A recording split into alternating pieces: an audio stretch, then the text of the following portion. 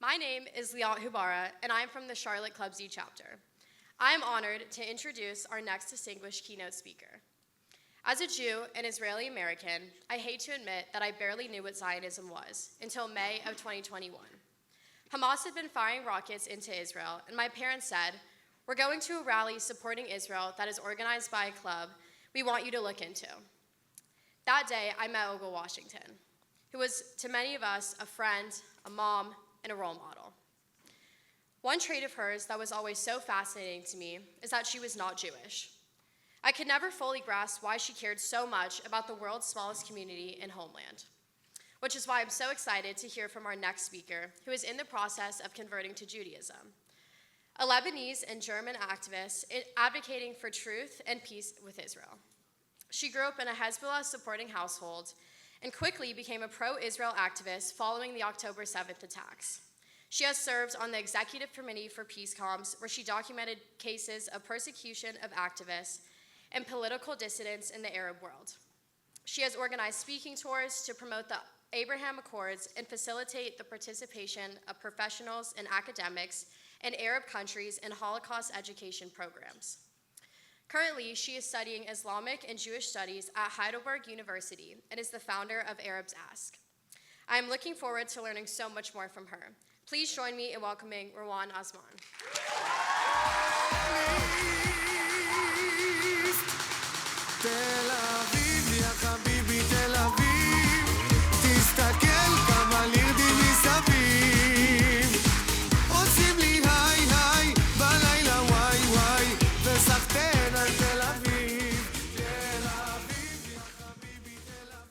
So, thank you so much.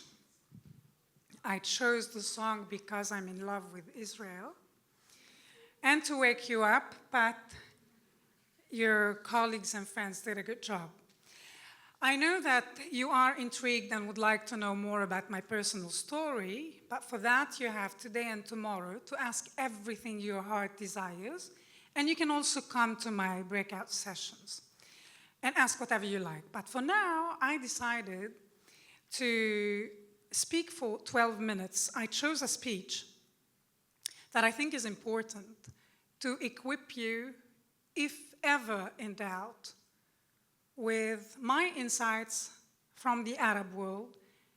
Me, who has lived in Syria, Lebanon, Saudi Arabia, Qatar, Cyprus, France, and Germany. And I mention France, Cyprus, and Germany because there are enough Arabs and Muslims there. So the topic I chose today is relevant to everybody in the room. So bear with me. I will read and then we will move on to the more fun part. Before I continue, to those who don't know me, I'm half Syrian, half Lebanese. I grew up, most of my life I spent in Lebanon, in the Bekaa Valley, the stronghold of Hezbollah. I attended a French Catholic school. Religion was irrelevant in my upbringing. The only thing everybody agreed upon is that the Jews were horrible, the Israelis were monsters, etc. And after this long journey of discovering the history of our region and the fact that we've been intensively brainwashed, I would like to share with you the following insights. Bear with me for 10 to 12 minutes. So, the same way a Christian Catholic is told that he or she is born a sinner owing Jesus, the Arab is born a sinner owing the Palestinian. The Catholics owe Jesus for dying on the crucifix for their past and future sins. The Arabs owe the Palestinians for not giving up on Al-Quds. Al-Quds is the Arabic name given to Jerusalem, or Shalim, Yerushalayim, after the Islamic conquest in the 7th century current era. Al-Quds means Kodesh. The alleged Aqsa Mosque in Jerusalem stands alongside the Dome of the Rock on a plateau referred to in Arabic as Beit al-Maqdis, which is the literal translation of Beit HaMikdash, the Jewish temple. there is abundant archaeological evidence for the Jewish temple, part of which is the visible Western Wall, and its extension underground, the tunnel tour, is highly recommended.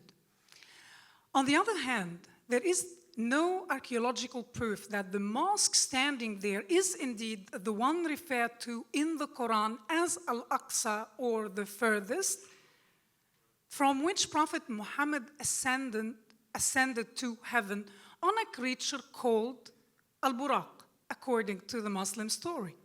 In the 9th century, the Caliph Abd al-Malik bin Marwan built that tiny mosque in Jerusalem, and the first ever Friday sermon in that mosque was ordered by Caliph Saladin after the Crusades, when he took Jerusalem back from the Christians in the 11th century. It was a political decision meant to assert the Muslim connection with Jerusalem for its geographical location, but also for its religious importance for the Christians and the Jews. The so-called Palestina, the name given to the province by the Romans after the destruction of the Second Temple in year 70 current era, was under Islamic rule since the 7th century. That ended in 1915 with the fall of the Ottoman Empire and the cessation of a 1400 year of Muslim caliphate that was officially abolished in 1924 by Kemal Atatürk in today's Turkey. The caliphate, which terror groups such as Al-Qaeda and Daesh, or ISIS, tried to restore. For Muslims, Al-Quds is the third holiest place, and it must remain under Muslim rule. That is problematic because there is no evidence to support their claim for it being the holy point referred to in the Quran. And how do we reconcile the Muslim and Jewish claims to the site? Evidently, the Jews are connected to Jerusalem, and their connection predates Islam and Christianity. The Jewish temple is said to be a house of worship for all nations. For the Jews must be the light for all humanity. That allows Muslims and Christians to visit the location and pray there. In contrast, the Muslims want an exclusive right for Muslims in Bayt al-Maqdis, dismissing any claims predating Islam to the point of denying the Jewish temple ever existed. The Palestinians are entrusted with safeguarding Al-Quds. Who are the Palestinians we keep talking about? They are the descendants of the Arabs of the British Mandate of Palestine who refused to compromise with the Jews to share or partition the land. Which land? The country we know as Israel. What was this land before 1948? It was the British Mandate of Palestine, a piece of the Ottoman Empire which collapsed during the First World War. The British and the French drew borders in the Levant, what we refer to as the Middle East, and they split the region between them. Their project did not last very long, and the locals soon after declared their independence. The locals were mostly Arabs, but not only mostly Muslims, but also Christians, Druze, Jews. And they had either nationalist or Islamist agendas, hence the competition between pan-Islamist and pan-Arabist projects in the region until this day.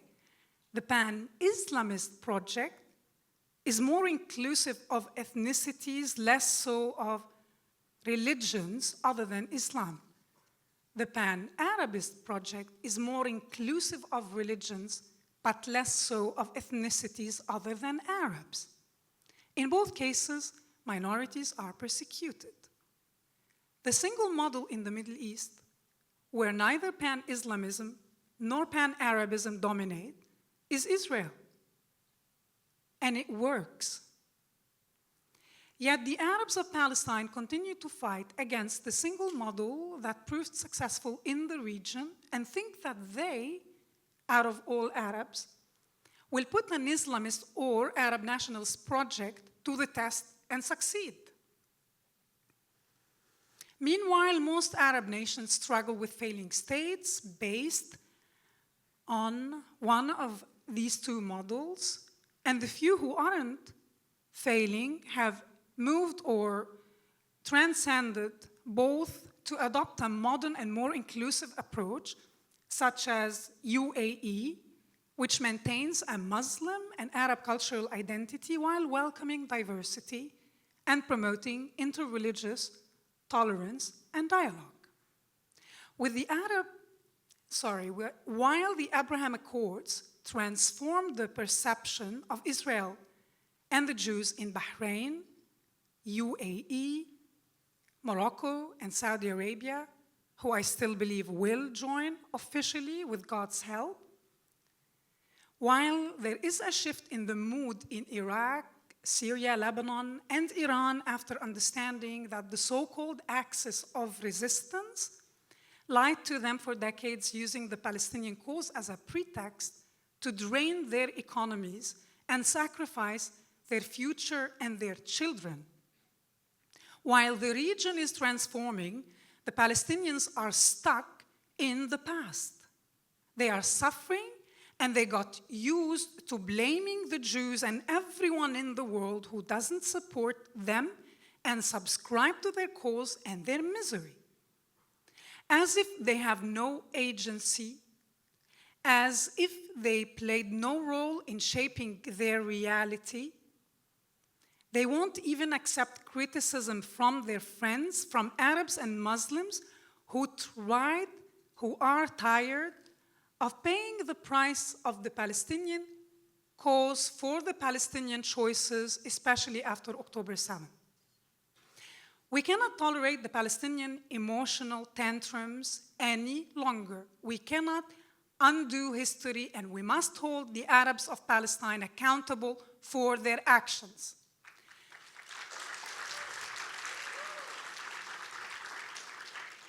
They made their choices, and now their descendants expect us to pay for their mistakes endlessly. The Lebanese realized in the 70s that the Palestinians abused their hospitality and used Lebanese territory to train their militias and wage terror attacks against Israeli civilians.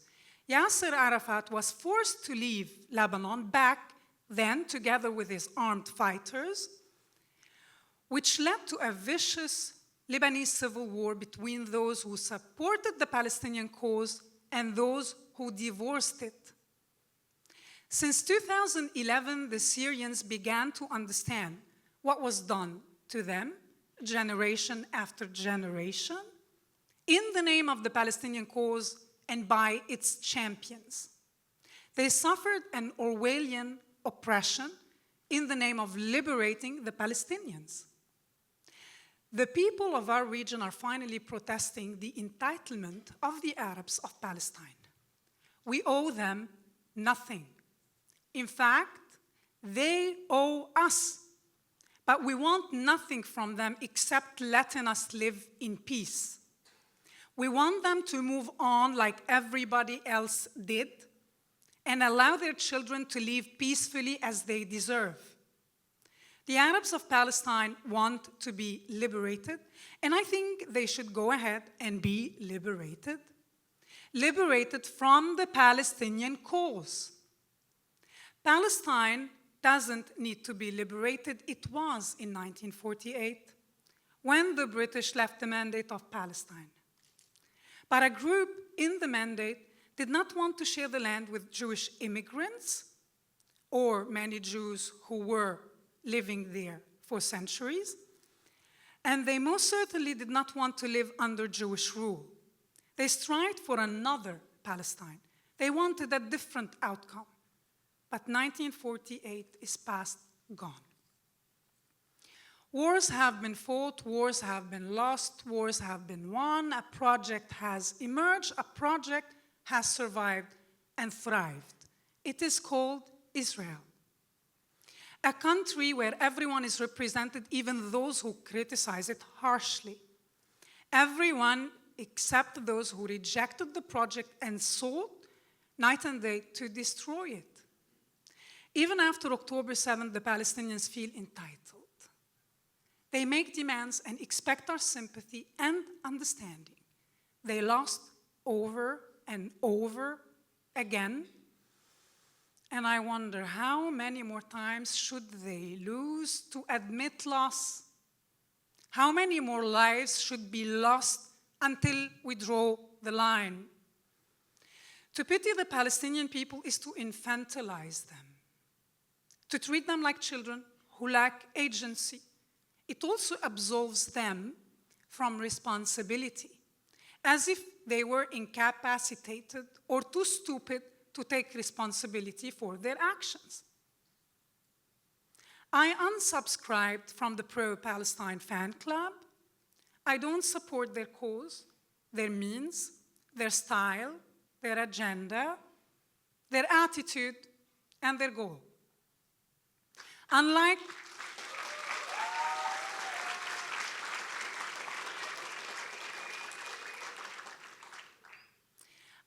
the case with Hamas and the Palestinian Authority, in Israel, there are many trustworthy partners for a sustainable regional peace. It is time for moderates in the Middle East to liberate the region from the Palestinian cause and to liberate the Arabs of Palestine and their descendants from the burden of an unsupported religious claim which cost hundreds of thousands of lives. Islam can thrive if moderate voices are emancipated, and as long as aggressive Muslim men believe they must force their extreme versions of Islam on others, people will get further and further away from Islam, especially Muslims who suffer the direct consequences of extremism on a daily basis in vast parts of the Muslim world. Islam is part of our human civilization, whether we like it or not, and will continue to be so without the need to convert, subdue, eliminate, or chase the Jews, the Christians, the Yazidis, the Sabaeans, the Hindus, Zoroastrians, the Buddhists, the atheists. We can all exist simultaneously as citizens who have rights and duties, and this can only work if no group wants to eliminate the others. Otherwise, we will always be stuck in a vicious cycle of violence, and we can do better.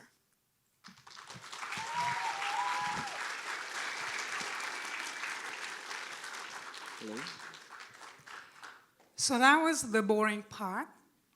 I know you'd like to know more about my personal story, so I'm gonna let you tell me what you want to know. So, you can ask your questions in light of the little you know about me. And at the end, we have a small surprise for you, or I should say a request. So, who'd like to start? Who's moderating? Who's asking? I can see Please the go hands. to the Who's microphones deciding? on the sides of the room if you have a question.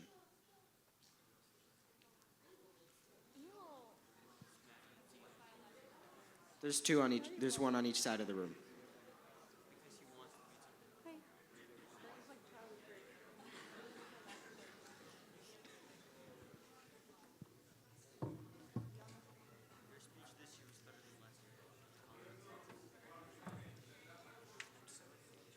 I feel short. I feel short with this.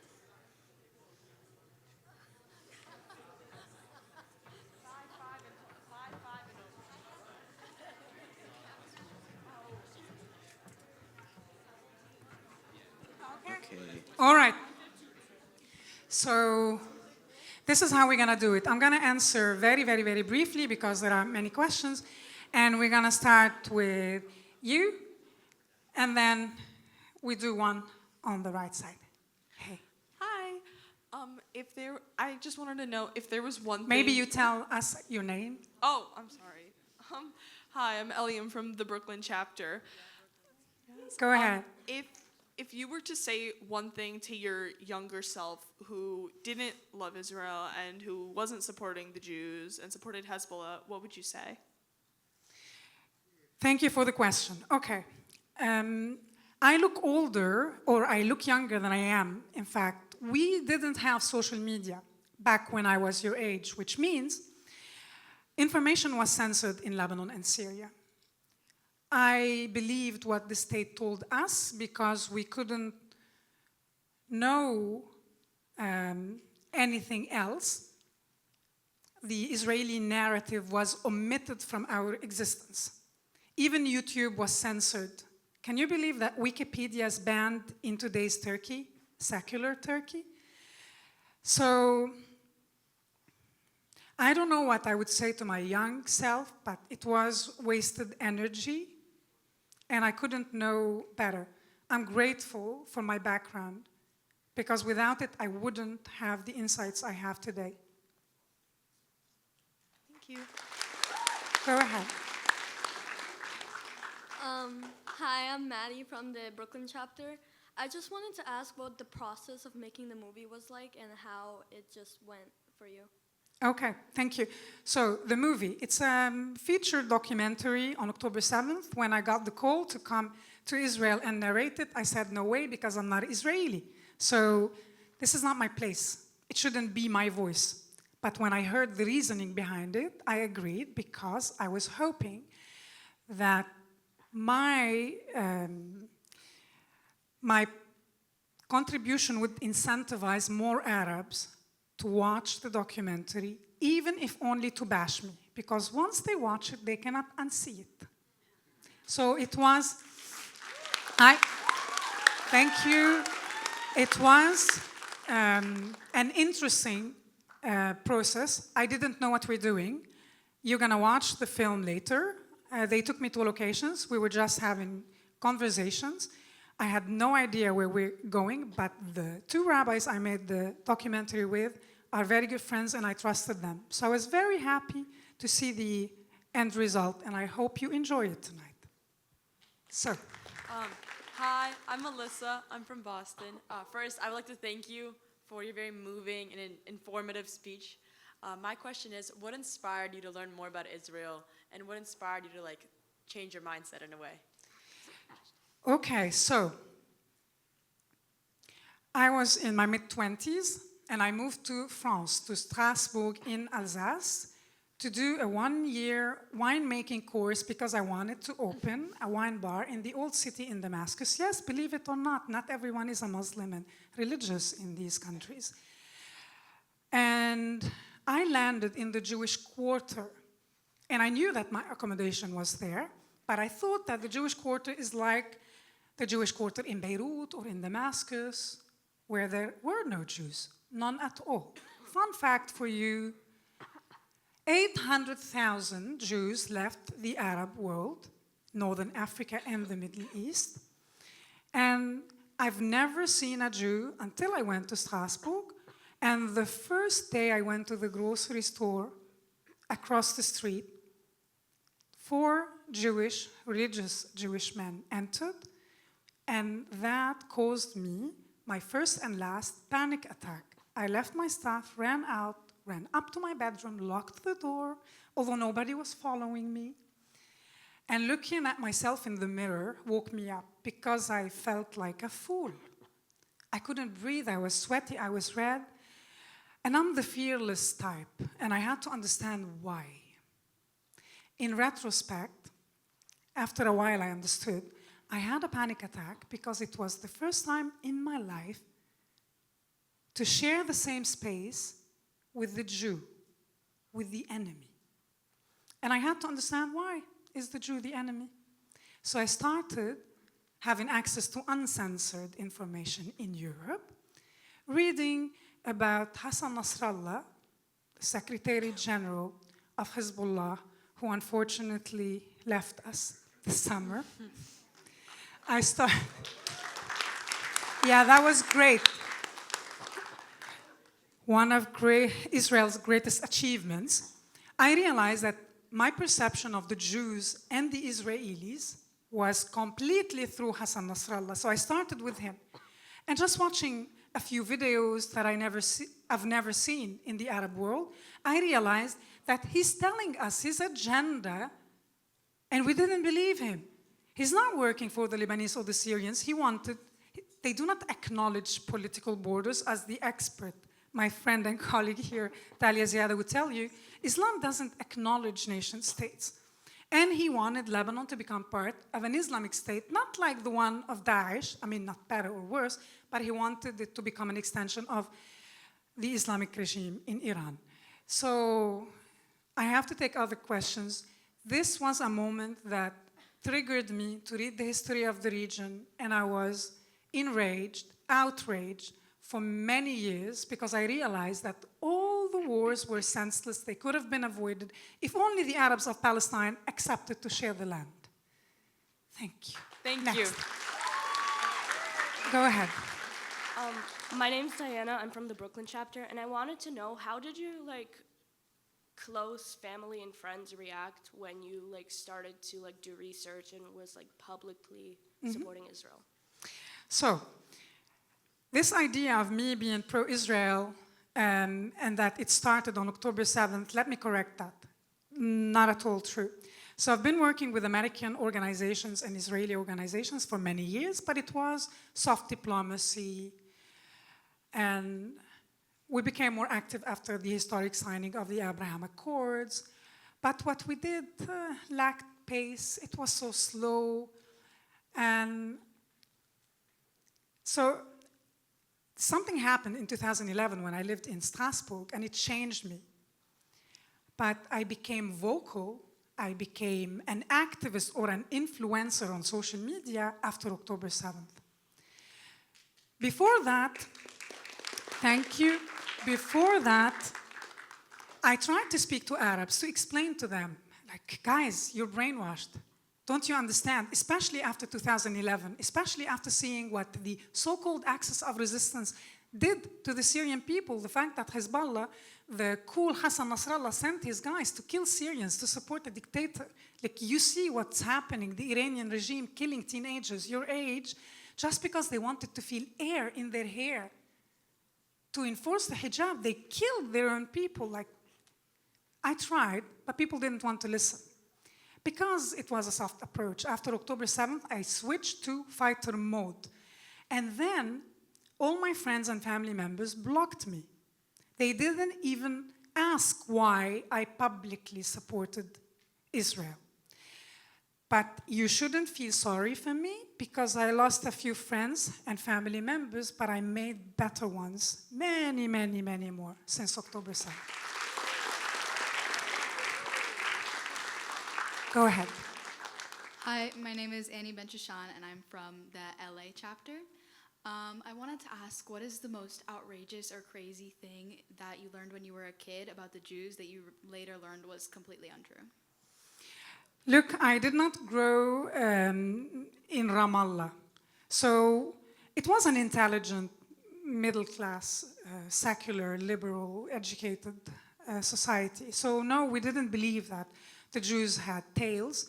Many did, but not in my surrounding. But I think the most outrageous point that's very common in the Arab world is the following, and you've heard it many, many times since October 7th. In 1996, I was a child, and I was watching on the news horrific images, and we weren't used to that back then. We had very few TV channels showing the bodies of women and children. It was a UN shelter, and they reported the Israelis bombed them deliberately. It was in Kana, if you remember that. And I remember weeping. It was so difficult to watch this. But it was the common understanding among everyone, typical, the Jews. This is what the Israelis do, again and again and again. And until now, although we have social media, people still believe that the Israelis, like the IDF, wake up and what are we going to do today? Let's go kill some Palestinian kids. They truly think that. In Nazi Germany, the Nazis wanted to convince the entire world that every Jew is a monster. Even the babies deserve to die.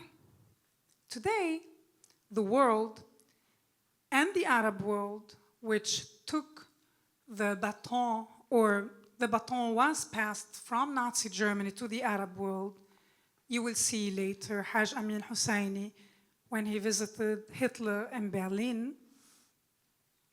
Today, especially in the Arab world, everyone wants every Jew to be an angel.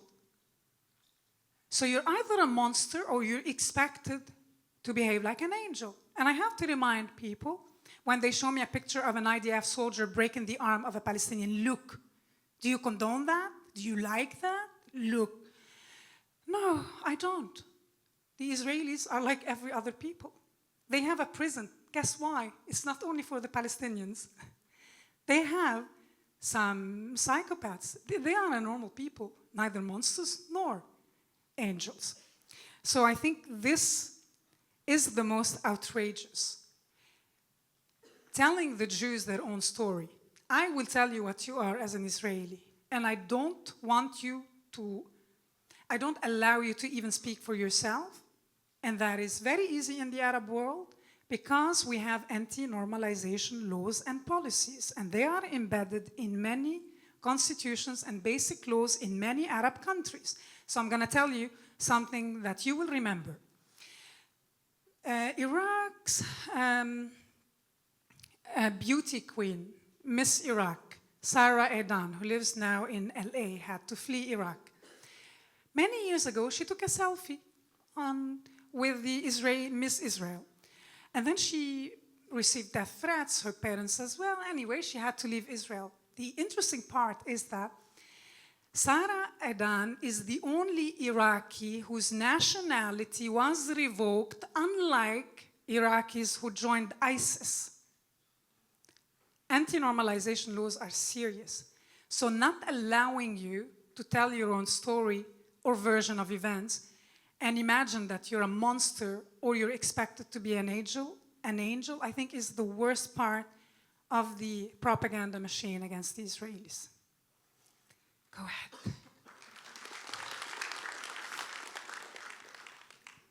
I'm Dan. I'm from the Bay Area. And my question to you is, you present both a hopeful narrative and almost a hopeless narrative, because I think in the speech that you gave initially, you were saying that the Arab world is shifting in a positive way, that they're beginning to understand that they've been played. But on the other hand, we see, and I've seen personally in the wake of October 7th, the inverse, where Western countries, if anything, are getting tired of affiliating with Israel, and Arab countries seem stronger in their resolve to be against normalization with Israel, so much so that even the Abraham Accords were tested in such a way that the Saudi and Mohammed bin Salman said that he does not desire normalization anymore with the defense pact unless there's a clear-cut path to a Palestinian state. So my question is basically, I think I got it. And to your last point, thank you for the question. Mohammed bin Salman is bluffing. He's still joining the Abraham Accords. And before October 7th, he said he will join if the Palestinians are given a state. But Hamas doesn't want that. They wanted to disrupt the process because they want a state instead of Israel, not near Israel. You misunderstood, dude. I am very optimistic. Don't misunderstand. But in order to cure the disease, we must have the right diagnosis. We must call a spade a spade. We have to tell the Palestinians, as Ben Shapiro says, facts don't care about your feelings. Even if you're gonna throw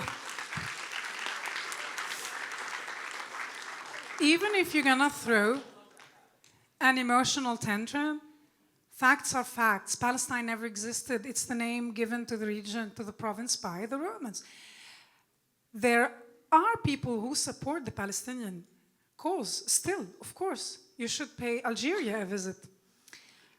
But there are growing numbers of Arabs in the region who understand that this is a fake cause. Those who subscribe to it support a death cult. And other Arabs say, no, you don't have the right to sacrifice my own children anymore. And I say this being in contact with Lebanese and Syrians on the ground who are not afraid of showing their faces, sharing their names, and saying, we want to join the Abraham Accords. When I make a video and I tell them, would you like Damascus to look like Dubai or like Gaza? They say, Dubai, of course. All right, then reflect on the political decisions made there and the political decisions made in your countries.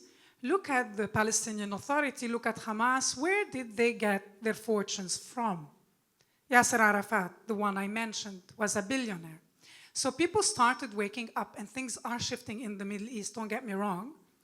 But we still have a massive problem to deal with, but we have to deal with it with full force. People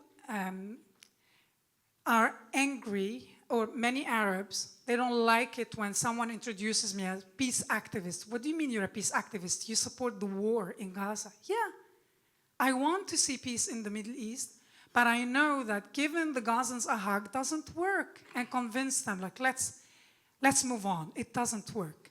You have to obliterate them, get rid of those who support the death cult, and then we have a chance to establish sustainable peace in the region. But do you think we're closer or further? We are closer. We're definitely closer, and I promise you that I know that I'm going to see peace in the Middle East in my lifetime, unless the Arabs kill me first. But very soon, you will see. Go ahead. My question is, how did you go from being a social media activist to like being invited to all these events to give speeches? Okay. So I'm an accidental activist just after October 7th. Why? Because I'm an angry mother. If someone does this to my child, God forbid, I would have died a long time ago. I would have went to Gaza. So being an angry mother made me an influencer, believe it or not. Prior to that, and my son is probably older than you, prior to that, my son used to say that I'm a dinosaur on social media because I didn't use it. Once I made public appearances supporting Israel, more and more people got in contact with me and invited me to speak. As simple as that. I hope that answers your question. Go ahead. I believe, if I picked up on it correctly, you are in the process of converting to Judaism. Correct. What brought you to that? Good question. So briefly, and I can tell you more in our breakout sessions, my father is Sunni from Damascus. My mom is Shia from the Bekaa Valley. I attended a French Catholic school. We had to attend religious class. And they all told us the others are lying, including the Muslims. The Shia tell you the Sunnis are wrong, the Sunnis tell you the Shia are wrong. And you conclude as a child, they're all lying. Or maybe in retrospect, if I think about it now, you don't want to take sides when you are a child. Anyway, I was an atheist all my life, and I didn't need religion. It was irrelevant to me. But when I decided to solve the Middle East problem, I went back to university to study Islamic studies, to understand from a neutral European perspective what is wrong with Muslims. And then I thought, okay, the second part of the problem are the Jews, so let's try and understand, what do they want? So I went to, during my degree, Jewish studies, I took a class with a rabbi, a Swedish rabbi, and I realized, after a few months, that all the very many coincidences that I encountered in my life, and I always thought that spirituality is beneath me. These were just coincidences, but they were too many. I just realized that these were pebbles and that Hashem was showing me the way back home. And if I was shown the light, I had to reflect on that and understand what was expected of me. So first I went to the rabbi and I told him, Shaul, so I'm Jewish, I'm going to convert, go through the technical process because I want to make aliyah. And if you'd like to be part of my journey, you're welcome. So with this spirit, I started my Giyur, a process, because a gift was bestowed upon me. And only on October 7th, I understood why. You're going to see the film, and now it's spoiled. You're told, I am in the process of converting.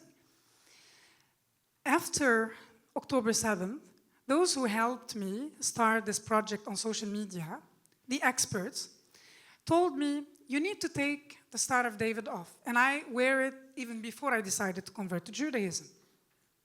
You need to take it off, and nobody can know that you're converting, because that will discredit you. The Arabs must think you're a Muslim ally. And I told them, no. The reason...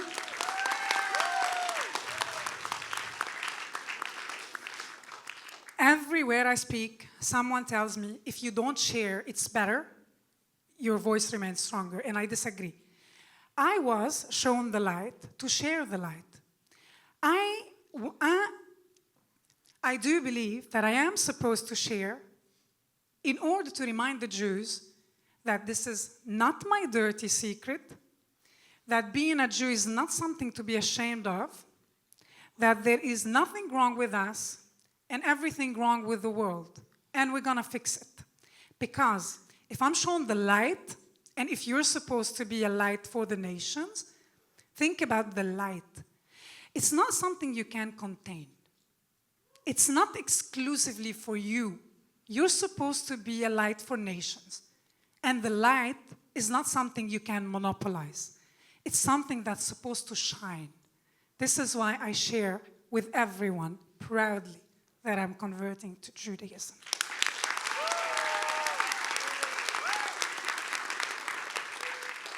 Go ahead. Hello, my name is Margot. I'm from Boston, and my question is, what is something that you think Arabs in Arab Muslim countries that don't support the government and want peace in the Middle East? What is something that they could collectively, or your opinion on what they can collectively do to, what is something that steps that they can take to, To what? To help achieve peace? Yeah, to kind of, I don't know, either take down governments or something, because there's always... Take down governments? Maybe not, that's wrong phrasing, but kind of bring upon change, because I have seen things like the Arab Spring or other revolts and stuff, and they sometimes seem to work, but it's Okay. We don't have a magic wand. Nobody has a magical solution, but you do your best and Hashem does the rest. Look at the plot twists in the Middle East. Look at the pager operation. Look at poor Nasrallah, who left us. Look at Hani, who was assassinated no less than in Tehran. Things are shifting, and many of the Arabs in Syria and in Lebanon are poor, they're suffering, but they're not dumb. What can they do? They just need to wake up. Political decisions are shifting in the region. There are powerful countries like Saudi Arabia helping emancipate moderate voices, including of imams. So an example, and these examples help because you won't forget them. After October 7th, an imam speaking at a mosque in Saudi Arabia supported Hamas, expressed his support for Hamas. He was fired. So governments can help. On our level as individuals, having the luxury of social media, we have access to information. So we no longer have an excuse to be ignorant. And we have a responsibility to roll our sleeves up and use social media because it is part of the war. This is why I use social media now. So all of you have to take a little bit of time every day and engage with people who disagree with you and explain yourselves. Claim your voices back and tell your own story. Okay, and someone needs to tell me when we have 5 minutes left for what we planned. So, okay, thank you. We do have 5 minutes left now? Okay, so I'm gonna break your hearts. You can still come to my breakout sessions. And you can ask every question you want. But for now, I need a favor. Give me 1 second. So I can still talk. You know that Assad, the monster of the century, disappeared. I don't know how. Finally, his regime collapsed. The Syrians got rid of him, and that was phenomenal. Upon the fall of Assad, something the Syrians couldn't believe, there was a song that was played in every square in Syria. It's become the song of the revolution because it's an old song, it's not political, it's patriotic, but the person who sang it, and excuse me for the graphic details, was killed. Like they just did things to his head. He became an icon, the song became an icon, and upon the fall of Assad, this song was played and it united the Syrians. When I went to Jerusalem on my last speaking tour, when I was on stage, I asked the crowds if we can play the song. So we did. And I put it on my TikTok where my followers, unlike Instagram, are all Arabs. And it had millions of views. Every time I posted from Israel, from Jerusalem, from Ra'anana, from Tel Aviv, and the Arabs were so confused. They were like, they are playing our songs, the Israelis, why? Well, because they are happy for you, because Assad fell, and they're not the problem. They wish you the best. Now it's on you to contribute to make an initiative. Without going into details, the new leadership, controversial, former ISIS, former Qaeda, that's something else. But the fall of Assad is something so important, especially for Israel, because the corridor between Iran and Hezbollah, Lebanon, is closed. So I'm going to, if you don't mind, we're going to play the song. And the song says, Jannah, Jannah, Jannah, Jannah ya Watanna. It's like our country is paradise, even when it's hell. 1 second. And I need to give you what I always carry with me. Who's going to take the Israeli flag and the new Syrian flag? Because we're filming, and I'd like, so whoever wants to, here you go. Here you go. Share it. It's big. Open it. I want it to be visible when we film this. I'll tell you when to play. Just give me a minute. You can stand. You can do whatever you want. You can stand in the back, in the front. You can stand here. It's up to you. Be creative. You're young.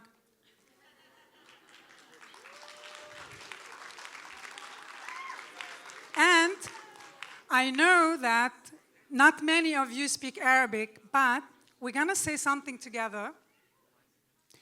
And it's Arabic. It's Mabruk Surya, Suqut al-Assad. Congratulations to Syria on Assad's fall.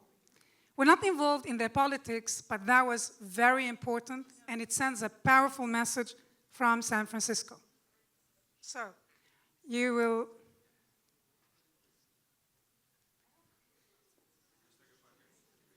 You can, yes, of course. I'm going to say it and you repeat after me.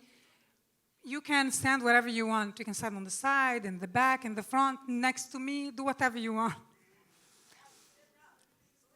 Yes, all of you, stand up. Awesome. So, you're going to repeat after me, and then we play the song, and then you clap along. All right, guys, ready? So, repeat after me. From San Francisco, Mabruk, Surya. You can do better. Let's do it again. From San Francisco, repeat after me. Mabruk, Surya. Suqut al-Assad. Let's play the song.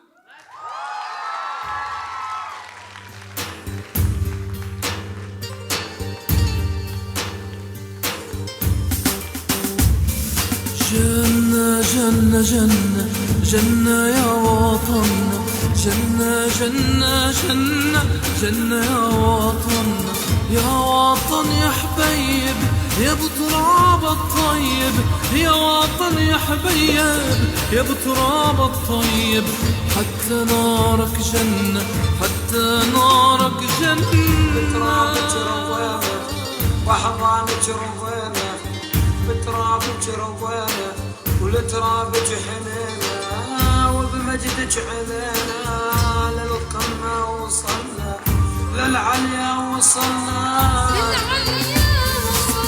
ثوري ثوري درعة بعتامين انت شمعة ثوري ثوري درعة بعتامين انت شمعة حمصية نادي فزعة حمصية نادي فزعة يا مسند حملنا يا مسند حملنا